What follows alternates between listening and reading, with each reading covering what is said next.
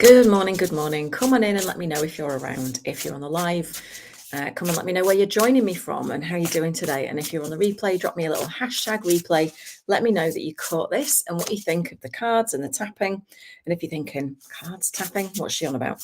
Then you might be new here and you're really welcome if you are. My name is Emma Starling and I am an energetics trainer, mentor and guide for healers, coaches and helping professionals, helping them to get the deepest, fastest but safest, unparalleled client results and build a movement out of their magic and their medicine. So this is a first toe dip. It's also great for people who are really interested in finding ways to feel better naturally, no matter what's going on around you. And it's all about the nervous system regulation, calming the stress response, and disconnecting the emotions and the fearful thoughts that we get in the present moment when we're thinking about the future that all relate to things that have gone on in the past. But you don't have to talk about it to dissolve it and to get rid of it. So the way that this works is that we pull a card from a tarot, oracle, or an affirmation deck. And this morning I got 2 decks for you. So I bought a new deck yesterday, but we're going to use the Oracle of the 7 Energies. And we're also going to use the Green Witches Oracle deck, which came yesterday, because I saw it on somebody's YouTube tarot reading. And I was like, ooh, I'm very much about the artwork. And if the artwork, I can't get it open, if the artwork speaks to me, then it ends up on my shelf. And it arrived yesterday. And yeah, I'm thrilled with it. It's really lovely. So let's go in and see. Now, the reason I use cards is because they're a fantastic divination tool. What that means is it's a way to pick up on kind of a thread of energy, of thought, of emotion, of stuff that might be going on in the collective, even if it's in the unconscious mind. And it's an easier way for me to find that thread without having to ask, 100 different people, 100 different questions and get 100 different answers. So it's usually the thing that's running underneath that people maybe don't even realize they're feeling. So show me clearly, please. What do we need to know today for our greatest and highest good, either on the live? Oh, thank you. Oh, beautiful. Now, here's a little thing about these readings is that you know that they are bang on the money and a big message when the color of the cards matches my outfit somehow. For whatever reason, it matches the top or it matches my earrings or it's just the color scheme, and so far, so good. What do we need to know about this card, please? What's the how? Or what else do we need to know? First card's number 28, adds up to 10, endings and new beginnings. And we are literally like a day away from the new moon in Virgo at 0 degrees, which is a massive, massive portal for new beginnings and cutting out stuff that doesn't work for us. Looking at, oh, thank you. There we go. You cannot make this stuff up, you guys. Okay. So the 2 cards that we've got, the first one is Broken Open. It's number 28, which adds up to 10. So we've got lovely bright yellow, which matches my top. I'm going to read this out to you, but she sat on a lotus flower, which is in Sanskrit and the yogic traditions. I think it's something like the 1,000-petaled flower or something like that. And it represents all the different aspects of human consciousness and the psyche and our soul and all the rest of it. And there's magic all around her. She's in meditation, but her heart light is literally glowing. It's like there's been an explosion of beautiful golden energy. And there's also actually her root and sort of sacral area, her lower belly, if you look, is a light as well. Now, that's very, very telling because if in order to open your heart fully, you have to feel safe at a root level, as in, am I safe in my environment? Have I got enough food? Am I survivally safe? But also, am I safe to be me? This doesn't happen without this. Okay. I'm going to read out the card to you in a minute, but that's just my take on the card. And then the backup card for this, or the sort of how, is the card called Summer. And it talks about expansion and growth. And it's sunflowers. Again, look at my t-shirt, yellow. So it's a beautiful, and there's a bee there, and looks like the sun coming out from between the clouds. And sunflowers are heliotropic, so they actually follow the sun, right? So wherever the sun is, if you watch, a sunflower's head will tilt and it will open itself to the sun, which, in whichever direction the sun is going. It's really beautiful to watch. So that together is like, the sun is also in the tarot. It's a very, very powerful card.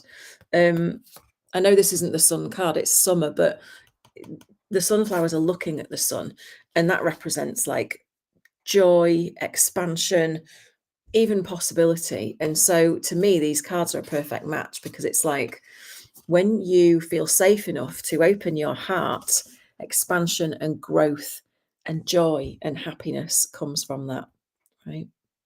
So I really love this message this morning.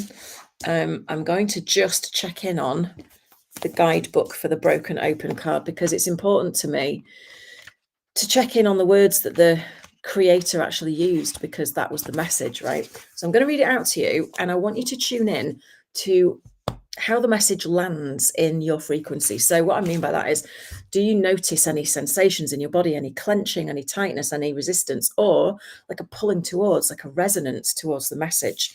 You might also notice some self-talk about, yeah, right, or that's not possible for me, or yes, but blah, blah, blah, blah. Just notice it. We're not judging, okay? So this card, the key concepts are the gift of grief, being shattered as a result of loss, and the potential inherent in failure. You see, there's always more depth to it in the actual booklet. So it says, there are situations in life when you see the value of loss, grief, and a broken heart. Yet it's not the pain or loss itself that must be the focus of your attention here. Not even at the story of what happened. The details surrounding what has brought you to your knees is as important as what results from the experience. Can you see that this situation has broken you wide open, enabling you to have an even greater capacity for love, compassion, empathy, and understanding? You cannot be the same person as before. The only way forward is to move through it without resistance or manipulation, and without attempting to bargain with unseen forces, because none of your usual fallbacks can put you back together again. Okay. If you do fall prey to self-absorption or self-pity, it will just make it harder to get to the next gradual phase leading to relief. Yet, even if you're prolonging the inevitable, you will get there eventually.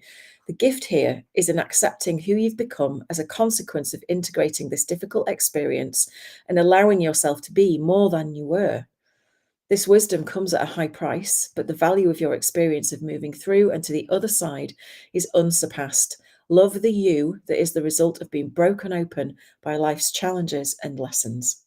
Now, I love that, because, I mean, myself and I'm sure lots of other people, we've been through grief in the last few years, collective grief around COVID, personal grief with the family. I lost boss and my dad and then my best friend within 6 months of each other, and it is difficult, and it's very hard to then keep your heart, or it can be very hard to keep your heart open and feel vulnerable enough, right?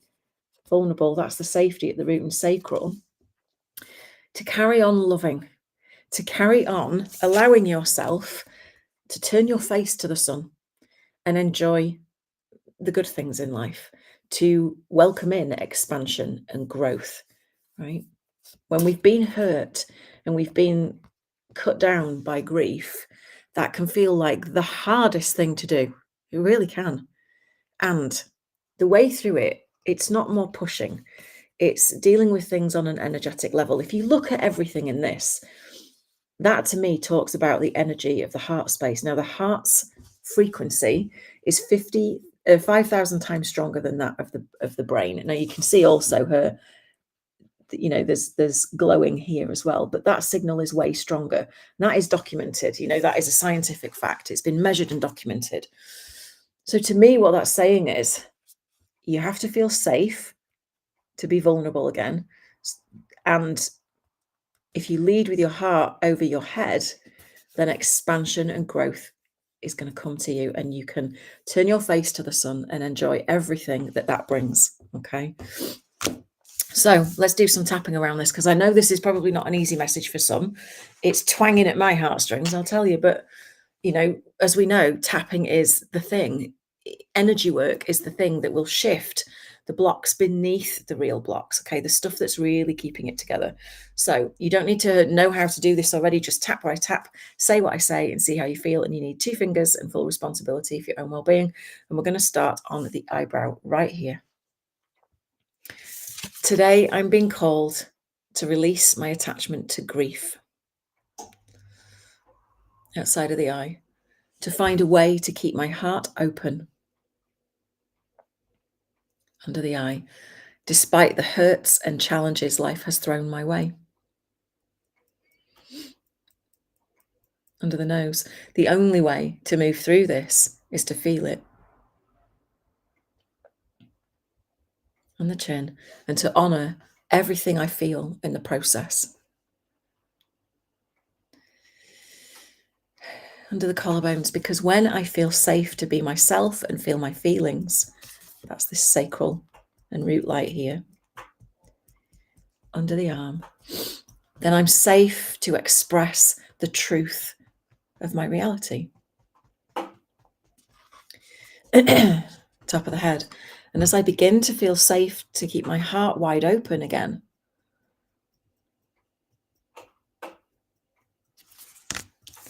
eyebrow, expansion and growth can begin to take place. Outside of the eye, like the beautiful sunflower. Under the eye, I give myself permission to turn my face to the sun. Under the nose, to feel the warmth on my skin. On the chin. And to allow myself to enjoy the warmth. Under the collarbones. And the success, joy and happiness that is for me. Under the arm, I'm stepping over the line of who I used to be.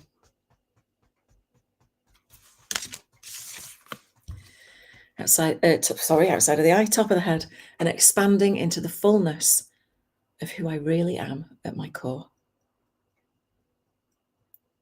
And then on the third eye, in the middle of the forehead, so be it, and so it is.